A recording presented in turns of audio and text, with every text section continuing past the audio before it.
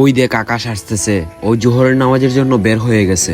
আজকে এই পানিতে বিষ মিশিয়ে আকাশকে খাইয়ে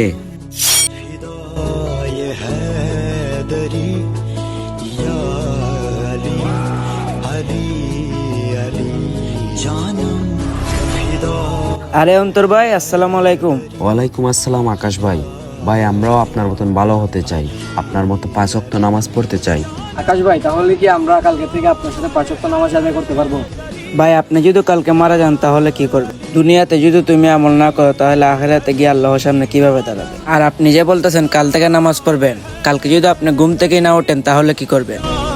আবারও আমাদের কি জ্ঞান দিতেছস, একটু পরেই বুঝবি। আচ্ছা আকাশ ভাই, আপনি এই গরমের মাঝে অনেক হাঁপিয়ে গেছেন, এই নেন পানিটা খান।